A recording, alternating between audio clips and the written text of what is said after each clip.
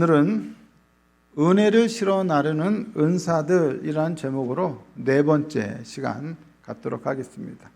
오늘로써 이 은사와 관련된 로마서 12장 6절에서 8절의 말씀에 관한 설교는 끝이 나게 됩니다. 그동안 함께 이 말씀 듣고 따라와 주셔서 감사하고요.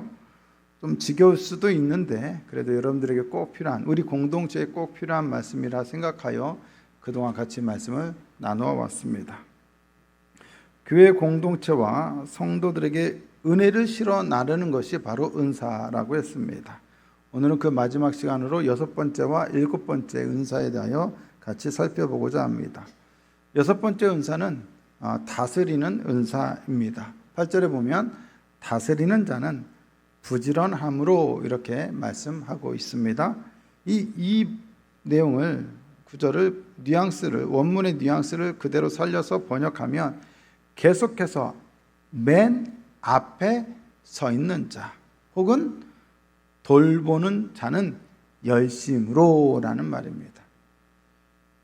다스리는 자를 의미하는 헬라어는 뭐뭐 앞에라고 하는 말과 서다라는 동사가 합성어로 된 말이고 앞장서다, 지휘하다 등을 의미하는 말이 됩니다. 고전 헬라어 문헌에서 이 말은 군대, 국가 또는 어떤 집안의 지도자적 역할을 담당하는 사람을 가리켜 사용되었습니다. 이 말은 사람들에게 영향을 끼쳐서 그들로 하여금 바람직한 방향으로 행동하도록 안내하고 지도하고 인도하는 지도력을 가리킵니다. 그래서 오늘날 우리가 흔하게 일반적으로 사용하는 말로 하자면 리더십이라 할 수 있습니다.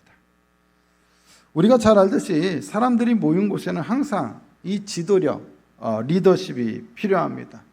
몇 명이 모이든 그 자리에서는 리더십이 있어야 돼요. 하다못해 우리가 몇 명이 모여서 밥 먹으러 갈 때도 리더십이 필요합니다.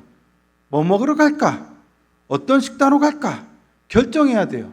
근데 아무도 나서서 정리를 안 해주면 갈 수가 없어요. 어디로 가야 할지를 몰라요. 그래서 가가지고 어디든 가서 뭐 먹을까 했는데 결국 먹게 되는 게 뭐예요? 아무거나잖아요. 아무거나. 그럴 때 누가 필요해요? 정리해주는 사람이 필요해요.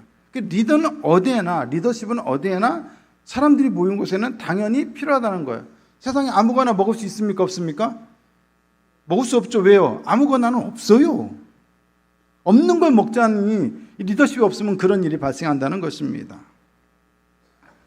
아무리 나쁜 리더십이라도, 즉 소위 말하는 우리가 독재라 하는, 좋지 않은 리더십이 있죠. 이 독재라 하더라도 리더십이 없는 무정부 상태보다는 훨씬 낫습니다.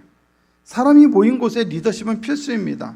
리더십이 없는 무정부 상태는 결국 아무거나 먹게 되는, 결국 뭐예요? 아무거나 먹는다는 얘기는 아무것도 못 먹는다는 얘기예요. 그런 무정부 상태는 더욱 많은 혼란과 불안과 어려움을 가져옵니다. 교회라고 해서 예외는 아닙니다. 성도들 중에는 담임 목사, 교역자들, 당회원들, 기관장들, 부서장들 등등 교회의 여러 리더들에게 불만을 가질 수 있습니다. 그러한 불만에는 상당히 타당한 면이 없지 않을 것입니다. 그렇게 할 바에는 차라리 리더가 없는 게 낫지 않을까 하는 그런 생각도 들지도 모르겠습니다.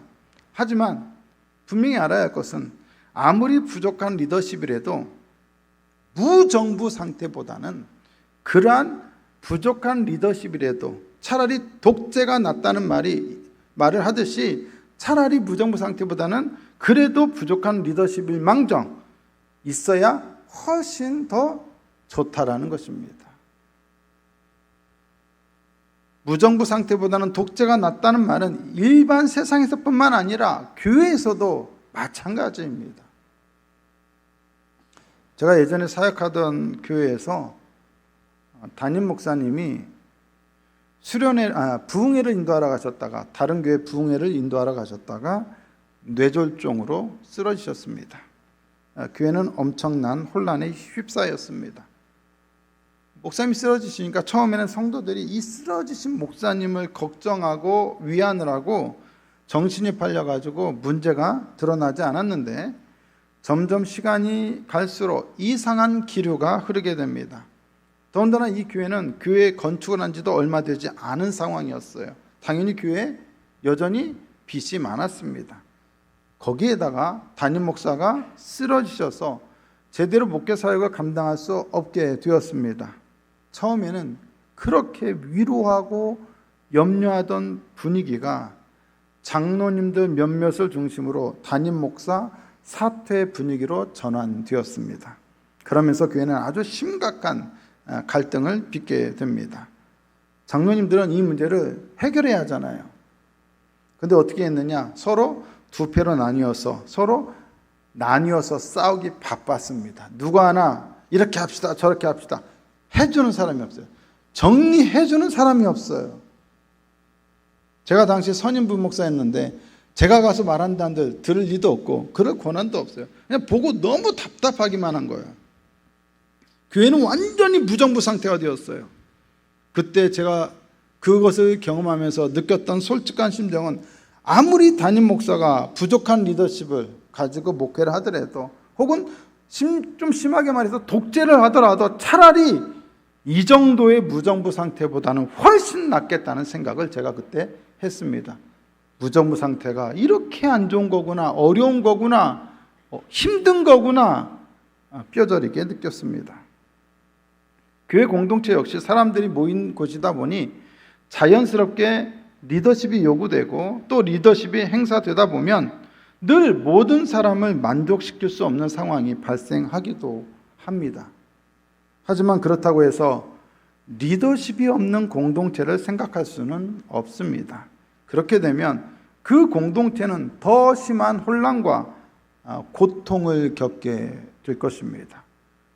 무정부 상태보다 독재가 낫다는 말은 독재를 받아들여야 한다는 것이 아니라 그만큼 리더십이 우리의 신앙과 삶에 미치는 영향이 크다는 것을 말하고자 하는 것입니다. 그러므로 중요한 것은 리더십 없는 공동체란 불가능하기 때문에 교회 공동체는 언제나 공동체 안에 바른 리더십을 세우기 위해서 노력해야만 한다는 것입니다. 오직 리더십을 통해서만 공동체의 특정한 과제가 완수될 수 있기 때문에 모든 공동체는 바른 리더십을 세워 그 리더십에 기꺼이 순종하며 모두가 한마음 한뜻으로 나아가야만 합니다. 바울은 다스리는 자에게 부지런함이라는 덕목을 붙였습니다. 다스리는 자에게는 부지런함으로. 괜히 붙인 게 아니겠죠? 여기서 부지런함은 당연히 근명과 성실의 의미도 있지만 무엇보다 열정, 열심을 의미합니다. 리더십의 은사를 가진 사람들에게 요구되는 가장 중요한 덕목은 바로 열정을 가지고 최선을 다해서 공동체를 섬기는 것입니다. 다스리는 자, 즉 리더십을 행사하는 사람들에게는 무엇보다 열정이 있어야 합니다. 열정이 충만해야 합니다. 열심이 있어야 합니다. 어떤 열심, 어떤 열정입니까? 바로 돌봄에 대한 열심입니다. 돌봐야 할 사람들에 대한 열정이 있어야 합니다. 하나님께서 교회에 다스리는 자들을 세우신 목적은 리더 자신의 야망과 뜻을 펼치라는 뜻이 아니라 그 공동체 안에 있는 사람들을 최선을 다해서 돌보게 하기 위해서입니다. 리더의 관심사는 항상 자신이 돌봐야 할 양떼에게 가 있어야 합니다. 목자는 양떼에 자신의 온 신경을 쏟아 부어야 합니다. 잠언 27장 23절을 보시면 내 양떼의 형편을 어떻게? 부지런히 살피며 내 소떼에게 마음을 두라. 부지런히 살펴야 합니다. 열정을 다해야 합니다. 리더십이 요구되는 이유는 바로 공동체의 유익 때문이지 리더 자신의 유익 때문이 아닙니다. 리더십에는 항상 공동체의 유익을 추구하는 마음 자세, 공동체와 사람들에 대한 열정이 필요합니다. 그런데 리더들이 가질 수 있는 가장 위험한 모습 중에 하나는 바로 자신의 목적을 위해 사람들을 이용하거나 지배하려는 성향을 갖는 것입니다. 이것이야말로 참된 공동체를 파괴하는 가장 큰 원인 중에 하나입니다. 리더십의 자기 중심성은 굉장히 위험합니다. 자기 중심성에 열정을 갖는 것은 굉장히 위험합니다. 모든 열정을 갖는다 해도 다 좋은 게 아니라 그것이 자기 중심성을 위한 열정이냐 다른 사람들을 위한 열정이냐를 구분해야 돼요. 목사들이 막 목회 열정적으로 한다고 그게 다 좋은 게 아니에요. 그게 본인을 위한 건지 성도와 교회 공동체를 위한 것인지를 분별해야겠죠. 교회 공동체의 리더는 자기 중심성에서 벗어나 자기가 돌봐야 할 양떼, 소떼를 먼저 생각해야 합니다. 그들에 대한 열정과 애정을 가져야 합니다.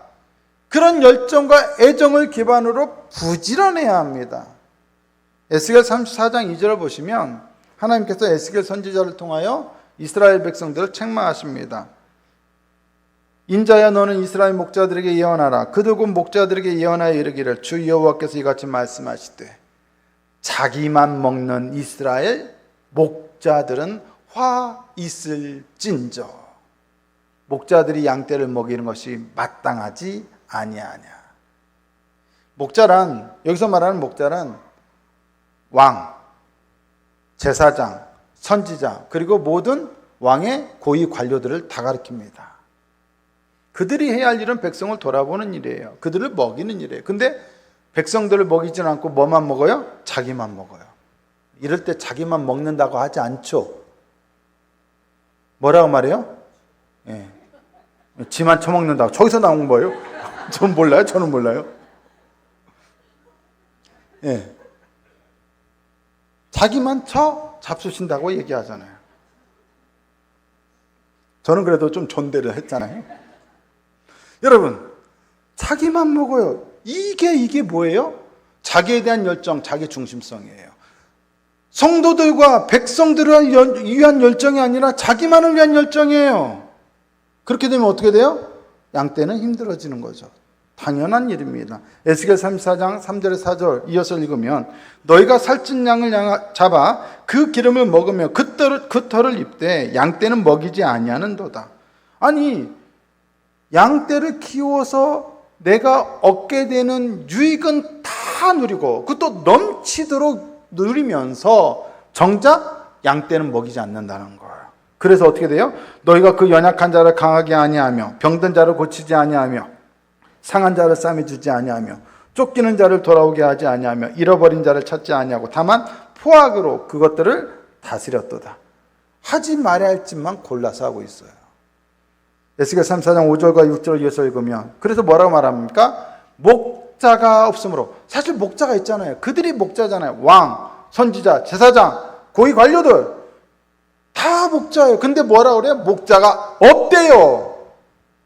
그것들이 흩어지고 양들이 흩어져서 모든 들짐승의 밥이 되었도다. 내 양떼가 모든 산과 높은 맷뿌리에마다 유리 되었고 내 양떼가 온 지면에 흩어졌으되 찾고 찾는 자가 없었도다. 흩어지고 유리했다는 것은 너무 고통스러운 일입니다. 힘든 일이에요. 그런데도 찾고 찾는 자가 없었습니다. 이스라엘의 가장 큰 문제 중 하나는 백성들을 바르게 이끌어야 할 목자들, 즉 왕, 제사장, 선지자들이 자기 역할을 제대로 감당하지 못했다는 것입니다. 그들은 백성들을 돌볼 목자로 시험받았으면서도 그들을 제대로 돌보지 않았습니다. 양들을 돌아보기는커녕 오히려 양들을 잡아 자기 배만 불렸습니다. 불의한 목자들 때문에 흩어지고 유리하는 양들을 어느 누구도 찾지 않았습니다. 그 결과 이스라엘은 바벨론의 포로로 끌려가는 심판을 받았습니다. 리더가 제 역할을 하지 못하면 이처럼 공동체는 크나큰 불행을 맞이하게 됩니다.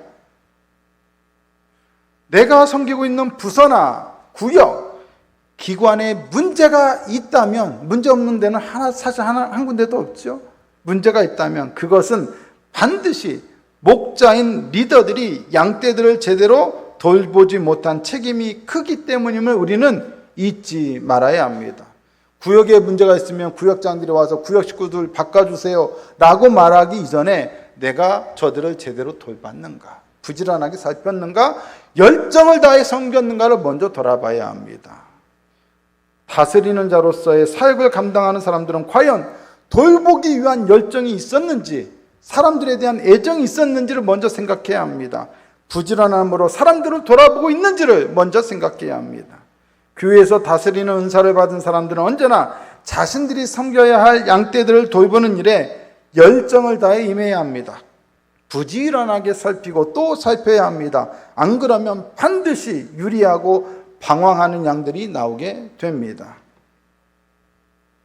돌봐야 할 양떼와 소떼가 많기 때문에 다스리는 자는 항상 부지런해야 합니다. 성실해야 합니다. 근면해야 합니다. 또한 열정이 있어야 합니다. 공동체에 대한 열정, 사람에 대한 열정이 있어야 합니다. 또한 공동체를 돌아보는 사람이기 때문에 언제나 앞장서 있고 앞에서 보이는 사람이기 때문에 어떻게 되어야 합니까? 본이 되는 삶을 살아야 합니다. 본이 되는 모습을 보여야 합니다. 때문에 다스리는 은사를 받은 사람들은 항상 본이 되기 위해서 영적인 일에 대한 열심, 기도에 대한 열심, 예배에 대한 열심, 무엇보다 도덕적이고 선한 삶에 대한 열정이 가득해야 합니다. 구역장이 돌아봐야 할 구역 식구들보다도 구역 모임에 대한 열의가 부족하면 되겠습니까? 구역장이 다른 구역 식구들보다 구역원들에 대한 열정이 부족할 수 있겠습니까? 도덕적이고 윤리적인 삶에 대한 열정은 어떻습니까? 마찬가지로 교사가 자기가 지도하는 학생들보다 예배나 경건 생활에 근면하지 못할 수가 있겠습니까? 교사가 학생들 임원들보다도 학생들에 대한 사랑과 열정이 부족할 수 있습니까? 또한 하나님에 대한 열정과 특심은 어떻습니까? 마찬가지로 목회자가 당회원 장로들이 권사들이 그렇게 되어서는 안 됩니다. 특별히 교회에서 어떤 위치에서건 리더 위치에 있는 사람들은 사람에 대한 열정, 신앙적인 열정, 도덕적이고 윤리적인 열심이 있어야 합니다. 하나님을 사랑하는 마음, 사람을 사랑하는 마음, 하나님을 추구하는 뜨거운 신앙, 누구에게나 본이 되는 삶의 모습이 아니라면 결코 다른 사람들의 인생과 신앙의 안내자가 될 수 없습니다. 리더는 무엇보다 사람들을 돌보는 일에 있어서 열정과 열의를 가져야 하지만 동시에 본인이 본이 되는 삶을 살기 위한 신앙적이고 인격적이고 도덕적인 열정과 열의 또한 넘쳐야 합니다. 그렇게 우리는 다듬어져 가야만 하는 것입니다. 하지만 때로는 공동체 안에 이러한 열심을 가진 사람들의 의지와 열정을 꺾는 일이 발생하기도 합니다.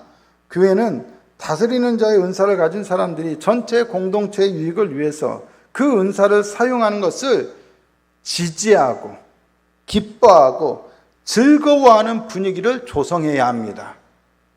히브리서 13장 17절 한번 말씀을 우리 다 같이 한번 읽어보실까요? 시작. 너희를 인도하는 자들에게 순종하고 복종하라. 그들은 너희 영혼을 위하여 경성하기를 자신들이 청산할 자인 것 같이 하느니라. 그들로 하여금 즐거움으로 이것을 하게 하고 근심으로 하게 하지 말라. 그렇지 않으면 너희에게 유익이 없느니라. 여러분, 뭐라고 말씀합니까? 즐거움으로 이것을 영혼들을 돌아보고 섬기고 이끌어가는 다스리는 일을 하게 하라고 돼 있잖아요. 근심으로 하게 하지 말라고 돼 있잖아요. 여러분, 우리가 잘 알듯이 다스리는 일이 쉽습니까? 어렵습니까? 쉽습니까? 어렵습니까? 예, 어렵잖아요. 남자친구는 여자친구 다스리기가 쉽지 않고요. 여자친구는 남자친구 다스리기 힘들어요. 아니, 1대1의 관계에서도 다스리기가 힘들어요. 남편이 아내, 아내가 남편을 다스리기가 쉬워요? 어렵잖아요. 그런데 많은 사람들이 이끌어가는 리더 입지라면 어때요? 더 어렵죠. 많은 비난과 불만을 감수해야만 합니다. 좋은 일들만 있지 않습니다. 나은 사람 비난하지 않아도 이미 비난한 사람 널렸습니다. 나은 사람 힘들게 하지 않아도 이미 그 사람에게 리더에게는 힘든 일이 넘칩니다. 다스리는 은사를 가지고 어떤 위치에서건 리더의 역할을 감당한다는 것은 결코 쉽지 않습니다. 어떤 자리건 그냥 쉽게 되는 것은 없습니다. 그러다 보니 따르는 사람들의 도움과 협력 없이는 다스리는 은사가 제대로 발휘될 수 없습니다. 다스리는 사람들이 즐거움을 가지고 일을 하게 해야지 근심으로 하게 되면 공동체가 어떻게 되겠습니까? 그것은 결국 리더 한 사람만 힘들게 하는 일이 아니라 그 리더의 리더십 아래에 있는 모든 사람들을 힘들게 하는 일입니다. 리더도 중요하지만 그 리더를 지지하고 따라줘야 할 팔로워들도 중요합니다. 리더십이 제대로 세워지려면 팔로워십이 제대로 전제가 되어야 합니다. 저는 오늘 이 예배를 인도하는 데 있어서 너무 좋습니다. 여러분들이 제가 설교하는데 떠드는 사람은 없잖아요, 최소한. 딴 생각은 할지 어쩔지 몰라도 예배를 방해하는 일은 없어요. 그렇죠? 얼마나 여러분들이 지금 이 리더의 예배 인도에 얼마나 적극적으로 협조해주고 있습니까? 어제만 해도 우리가 잘 알듯이 결혼식 예식이 있었어요. 근데 결혼식장이란 우리처럼 다 믿는 사람들만 오지 않아요. 믿지 않는 사람들도 오지 않습니까? 그러다 보니까 각각의 막 즐거운 마음 축제로 왔는데 다 목사가 앞에 서가지고 가운 입고 예배를 인도한단 말이에요. 그러니까 제가 서두에 당연히 예배 신앙 안 가는 사람들이 많잖아요. 그래서 정중하게 오늘은 기독교 예식으로 진행합니다. 우리 행복하고 은혜로운 결혼 예식을 위해서 경건한 마음으로 참여해 주시면 감사하겠습니다. 했어요. 분명히 얘기했어요. 근데 어떻게 되었을까요? 떠들어요. 저 뒤에서 떠들고 심지어 이 앞에서도 아가씨 몇 명이 막 떠들더라고요. 그래도 안 되겠다 싶어서 다시 한번 정중하게 제가 다시 한번 눈을 부라리면서 얘기하고 싶었으나 그 사람 목사한테 학을 띄면 나중에 귀 안 달릴까 봐 또 다시 정중하게 좀 정숙해달라고 경건하게 예배에 임해달라고 했더니 그때서 정말 조용해지더라고요. 여러분, 말하는 사람이 이끌어갈 때 따라줘야 하잖아요. 조용해줘야 하잖아요. 그래야 뭐예요? 리더가 리더십을 발휘할 수 있는 거예요. 조용히 하라고 했는데 계속 떠들면 예식이 안 되는 거예요. 질서가 안 잡히는 거예요. 말하는 사람만 중요하지 않고 말을 들어주는 사람도 중요해요. 리더만 중요한 게 아니라 리더가 뭘 하자고 했을 때 그거를 따라줘야 할 사람들 역시 상당히 중요하다는 것입니다. 우리는 리더십만 얘기하지만 리더십을 리더십답게 해주는 것은 또한 팔로우십에 있다는 거예요. 따라주는 것에 있다는 거예요. 즐거움으로 그 일을 하게 도와줘야지 근심으로 하게 하면 리더십이 제대로 발휘될 수가 없어요. 누가 마음이 근심을 갖고 하는 사람이 제대로 리더 역할을 하는 사람 봤습니까? 자기 스스로가 위축돼요. 앞에 서는 것 자체가 힘들어요. 말을 계속 안 들어줬으면 아마 어저께 기독교 예식, 우리 결혼 예식 은혜롭게 진행하기 힘들었을걸요? 감사하게도 다 따라줬습니다. 얼마나 감사해요. 여러분, 이처럼 리더를 힘들게 하고 리더를 도와주지 않으면 그로 인해서 리더가 리더십을 발휘하지 못함으로써 결국은 자기 자신도 힘들게 되는 일이 반드시 생기게 된다는 것입니다. 리더십을 흔들어 놓으면 그 공동체에 발생한 문제를 누가 정리합니까? 정리해 줄 사람이 사라지는 거예요. 만약 구역장의 리더십을 흔들어 놓으면 과연 구역이 제대로 돌아가겠습니까? 제대로 모임이 되고 모인다 한들 은혜로운 모임이 되겠습니까? 때로는 마음이 들지 않아도 절대로 부탁드립니다. 절대로 리더십을 흔들 정도로 불만을 표출하거나 자기의 감정을 드러내서는 안 됩니다. 그러한 일은 반드시 자기 자신에게 되돌아오게 됩니다. 오히려 근심이 아니라 즐거움으로 맡은 일을 감당할 수 있도록 도와줘야 합니다. 그렇지 않아도 힘든데 해보세요. 도와줄게요. 따를게요. 그런 마음으로 즐겁게 일을 할 수 있도록 해줘야죠. 어떤 리더십이든 그 리더십 아래에 있는 사람들에게 반드시 영향을 미치게 되어 있습니다. 리더가 즐거워서 밝고 긍정적이면 그 리더십 아래에 있는 사람들은 당연히 긍정적이고 밝은 영향을 받게 됩니다. 그런데 근심하고 부정적인 기운으로 가득하면 그 부정적인 기운은 더 쉽게 더 많은 사람들에게 부정적인 영향을 끼치게 되어 있습니다. 오늘 저는 어때요?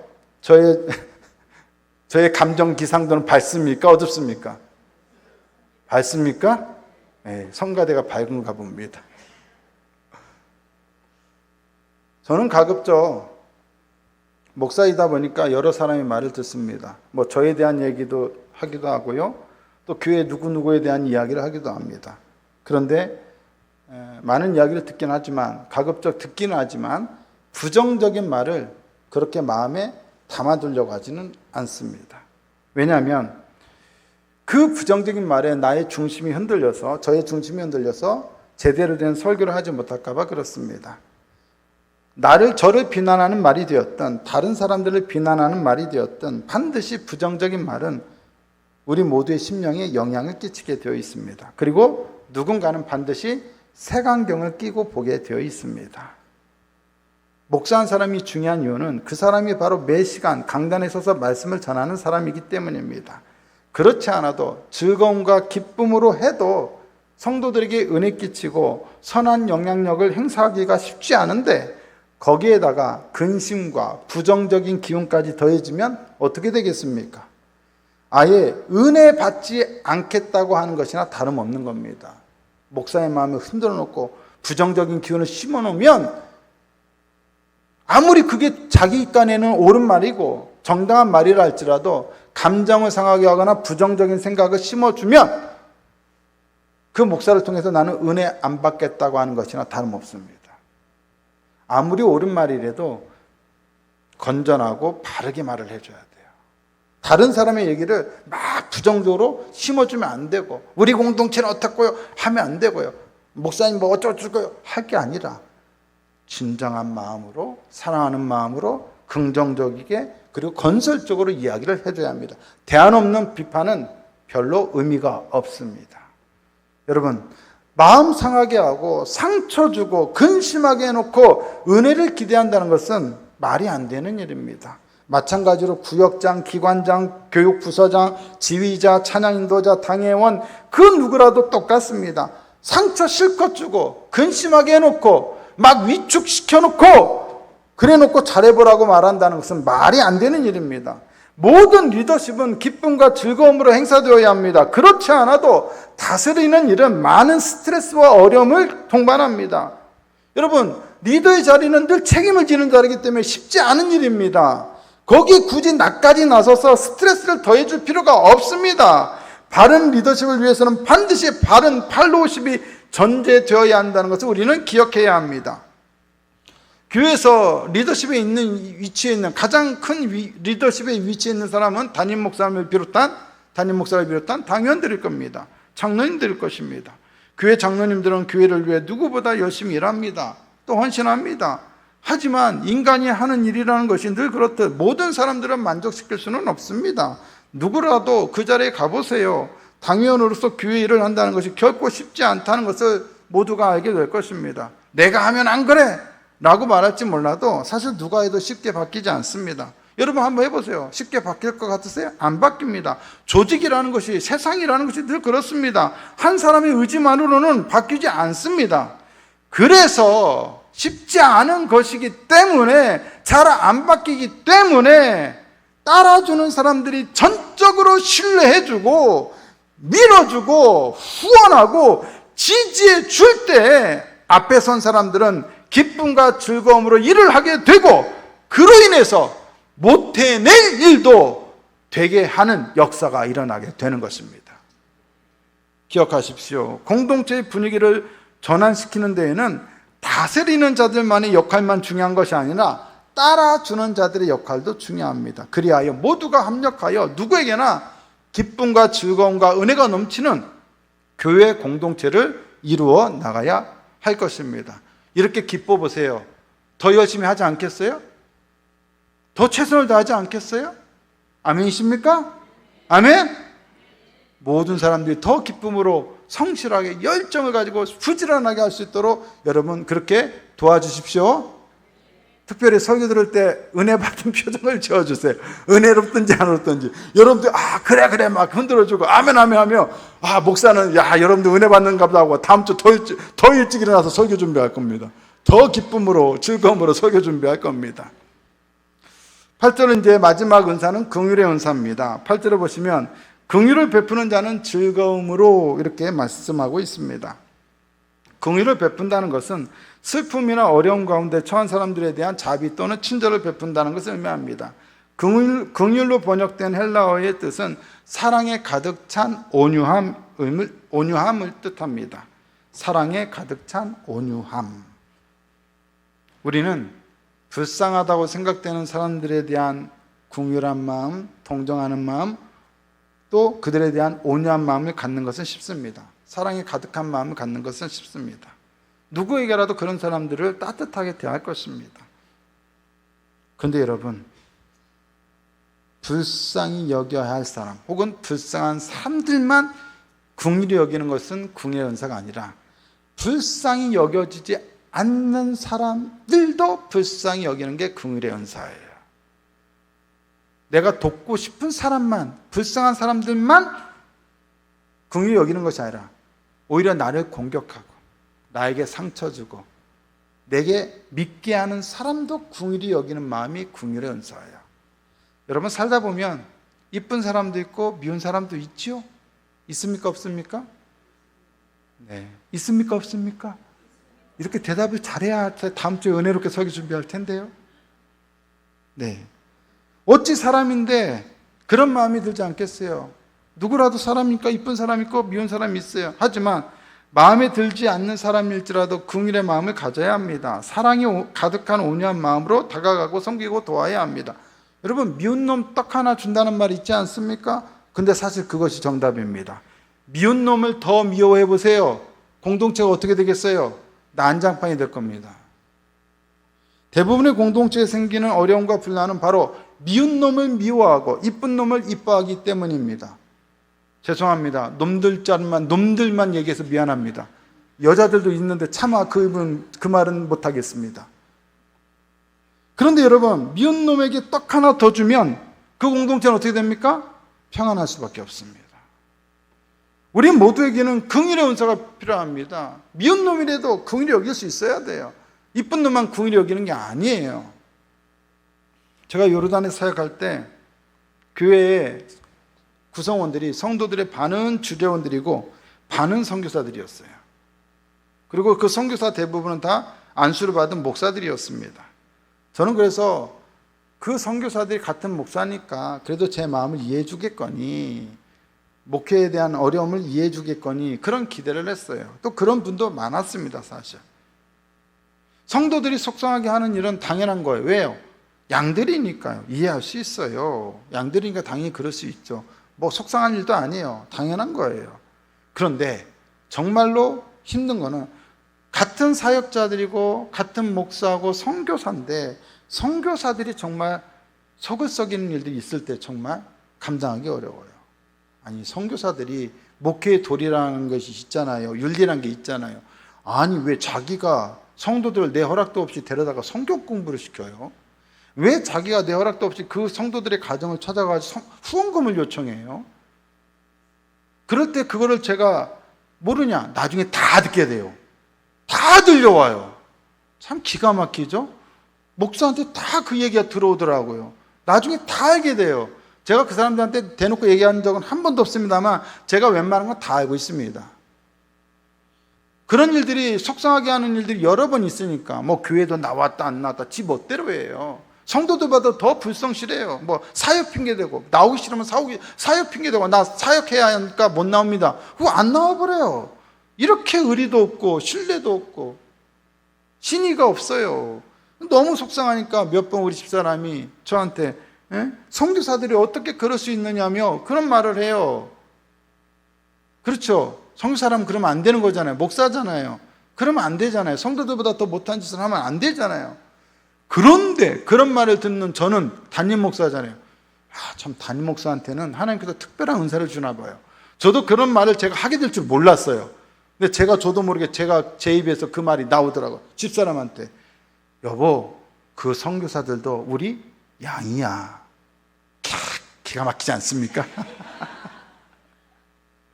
제가 그때 그 말을 해놓고도 제가 놀랐어요. 지금도 참 대견해요. 그렇게 말할 수 있었다는 것에 대해서. 선교사들도 내가 담임 목사지 그들은 양에 불과해. 근데 정말로 그 말을 저도 모르게 이렇게 내뱉었는데 성령께서 저에게 주신 말씀일 거라고 생각해요. 그런데 그렇게 말을 해놓고도 보니까 정말 그런 마음이 들어요. 속상하지 않아요. 미운 놈 더 긍휼히 여길 수 있는 마음이 생기더라고요. 그저 우리 안에 필요한 마음은 긍휼히 여기는 마음입니다. 긍휼을 베푸는 마음이에요. 그럴 때 우리가 견디기 힘들더라도 견뎌낼 수 있고 그 미워하는 사람을 더 미워하지 않고 품을 수가 있게 되는 것입니다. 성도들 사이에서도 분명 속이 상하는 일들이 많은 줄 압니다. 말 한마디에도 쉽게 상처받고 행동 하나에도 쉽게 오해하기 쉬운 것이 교회 생활입니다. 어찌 상처를 주고받는 자잘하고 크고 작은 일들이 없겠습니까? 그렇기 때문에 공동체 안에는 긍휼의 은사를 가진 사람들이 꼭 필요합니다. 그런 사람들이 많아져야 합니다. 오죽하면 그랬겠어. 얼마나 힘들면 그랬겠어.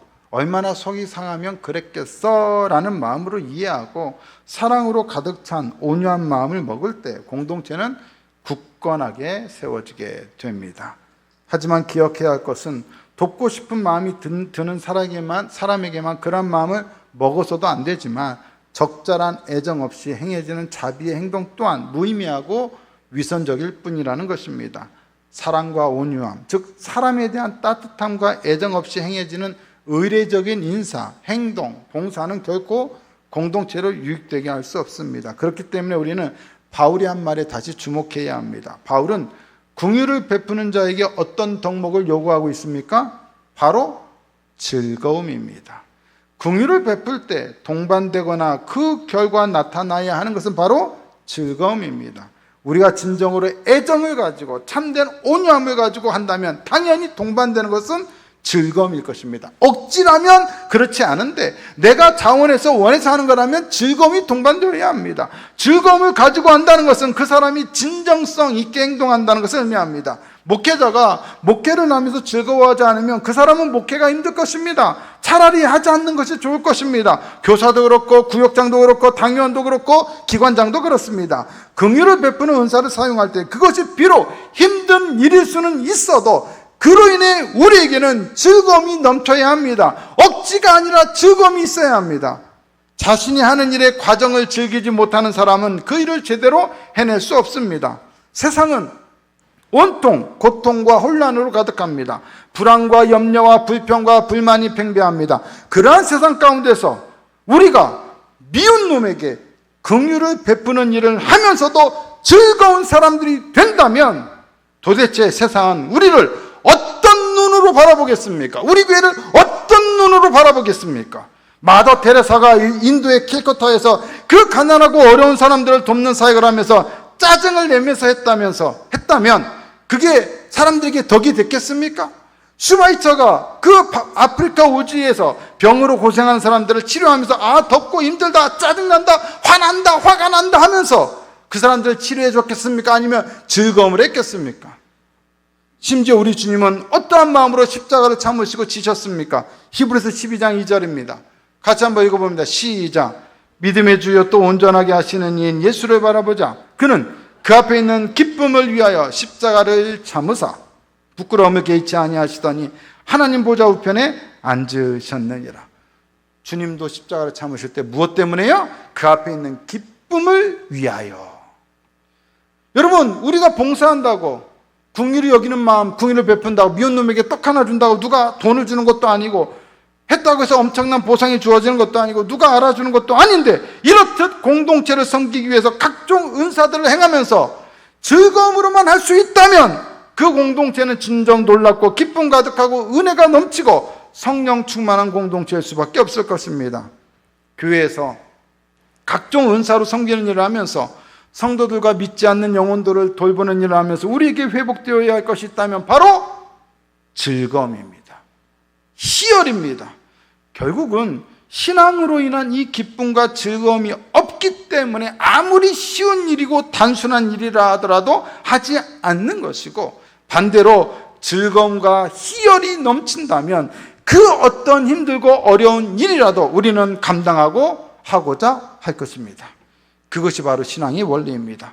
긍휼을 베푼다는 것은 결코 쉬운 일이 아닙니다. 미운 놈에게 떡 하나 준다는 것이 어찌 쉽겠습니까? 하지만 즐거움과 희열로 그 일을 할 수만 있다면 그 공동체는 분명 하나님께서 역사하시는 공동체일 수밖에 없을 것입니다. 반대로 우리 공동체 가운데 하나님이 역사하신다는 것을 증명하고 싶다면 엄청난 방언이고 치유 연사고 기적이고 능력이고 이런 걸로 해서 하나님을 증명하려고 하지 말고 우리가 어떤 힘든 일이 있더라도 그것을 하면서 우리에게 얼마나 큰 즐거움과 희열이 있는지를 세상 사람들에게 보여주면 그것이야말로 하나님의 살아계심을 증명하는 것이 될 것입니다.